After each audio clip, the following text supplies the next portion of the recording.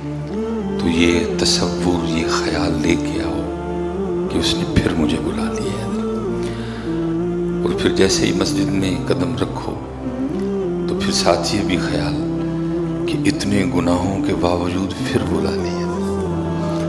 دیکھو نا، کوئی بندہ ہماری بات نہ مانے تو بندہ رہ گیا۔ ہم تو سگی بہن کو گھر نہیں آنے دیتے، بندہ تو بندہ رہ گیا۔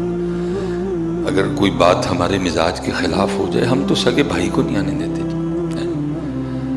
تو شاید میرا بھائی، میری بہن کئی ہزار بار دوبارہ بھی پیدا ہو کے آئے نا، تو انہوں نے وہ میرے لیے برا نہیں کیا حضرت جو میں نے برا کیا ہے۔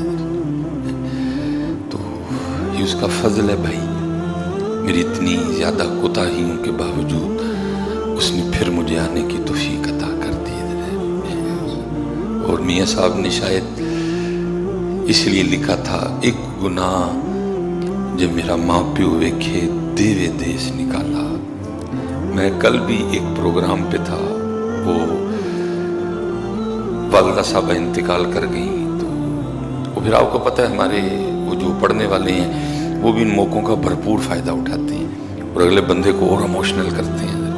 وہ ماں کے لیے دھڑا دھڑ کلام پڑے جا رہے تھے، تو میں بیٹھا سوچ رہا تھا، میں نے کہا یار دیکھو، ماں یاد ہے، ماں کے لیے رو رہا ہے، لیکن جس رب نے ماں کے دل میں اس کا اتنا پیار ڈالا تھا، وہ رب کیوں نہیں یاد ہے؟ وہ بھولے بیٹھے ہیں سارے، یاد ہے وہ رب کسی؟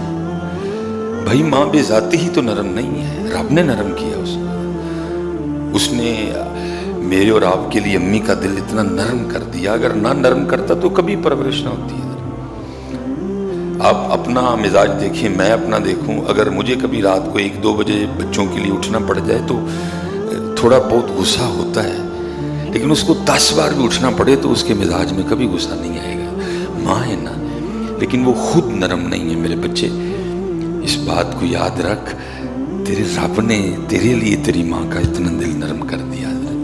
میں نہیں تجھے کہہ رہا کہ تو اپنی ماں کو سمجھ ہی کچھ نہ، یا اس کی قدر نہیں، اس نے خود قرآن میں کہا ہے کہ تو نے اس کی قدر کرنی ہے، لیکن میں یہ کہہ رہا ہوں کہ بھائی وہ یاد ہے، جب وہ چلی جاتی ہے تو پھر اس کی محبتیں، اس کا پالنا یاد کر کے بڑا روتے ہو۔ مجھے اس بات کا ہوتا ہے کہ یار ماں یاد ہے، وہ کیوں نہیں یاد ہے؟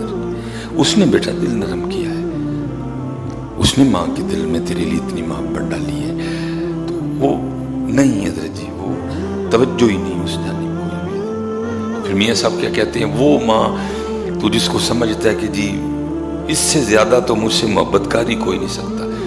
میں نے بے تحاشا بار دیکھا ہے، ویسے موقع آئے ہیں کہ ماں نے بھی چھٹی کروا دی ہے، لیکن قربان جاؤں، کیا کہتے ہیں، ایک گناہ جب میرا ماں پیو ویکھے دیوے دیس نکالا، لکھ گناہ پیا میرا مولا ویکھے پردے پاون والا حضرت ہے۔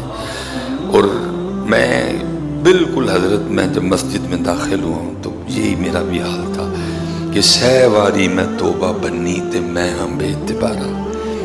پچھلے جو میں وعدہ کر کے گیا تھا کہ یا اللہ اب گناہ نہیں کروں گا، لیکن پھر توڑ دیا وعدہ حضرت، پھر نہیں باز آیا حضرت، پھر نفس اور شیطان کا کہا مانا حضرت، رب اور رب کے رسول پاک کی بات نہیں مانی۔ انہوں نے جھوٹ بولنے سے منع کیا تھا، بلکہ کیا کہا، لعنت اللہ یہ للکا، لعنت ہے جھوٹوں پہ اللہ کیا، نہیں باز آیا۔ غیبت کے لیے کہا تھا زنا سے بدتر ہے، سارا دن کی غیبت ہے۔ میں تو کہتا ہوں حضرت، جب ہم سوتے ہیں نا تو ہماری زبان بھی شکر ادا کرتی ہوگی، شکر ہے سو گیا کہتے جان چھوٹی، جب سے اٹھا ہے ایک کرنے والا کام اس نے مجھ سے نہیں کیا ہے۔ جب میں سو جاتا میری زبان بھی کہتے شکر ہے کہیں سو گیا، جان چھوٹی بھائی، تانگ آ گئی میں اس کی بے حیائیوں سے، جب سے اٹھا ہے۔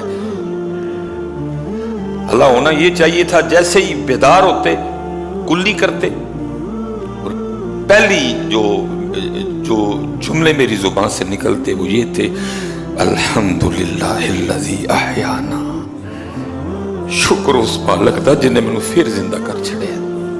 بھائی نہ تجھے بڑے سوتے نہیں اٹھے، بھائی بے تحاشا ہم نے دیکھے سوئے نہیں اٹھے، نہیں اٹھایا اس نے۔ پہلی بات تو کلی کرنے کے بعد میری زبان سے نکلنی یہ چاہیے، الحمدللہ الذی احیانا بعد ما اماتنا والیہ النشور۔ اور फिर आखिर पे क्या है, जाना मैंने उसी के पास। उठने से लेकर सोने तक मैं जुबान शुक्र करती होगी, सो गया, जान छूटी। झूठ छोड़ा तो गीबत शुरू कर दी, गीबत छोड़ी तो चुगली पे आ पड़ा, चुगली छोड़ी तो फजूल बकवास शुरू कर दी, फजूल बकवास छोड़ी तो किसी और काम पे लग गए। मैं तो जिक्र के लिए थी, मेरा तो मकसद जिक्र, मेरा तो मकसद कुरान की तिलावत, मेरा तो मकसद दुरूद पाक, मेरा तो मकसद अच्छा अच्छा बोलना था। क्या नहीं है जी, जो पिछले जुमे वादा करके गए, लेकिन कुर्बान जाऊं जी, फिर बुला लिया, फिर कर्म कर दिया। ना बुलाता तो भाई कौन उसका कुछ बिगाड़ सकता है, कोई उसका नहीं बिगाड़ सकता कुछ। सहवारी मैं तोबा बन्नी ते मैं हाँ बेतबारा, वाह भाई।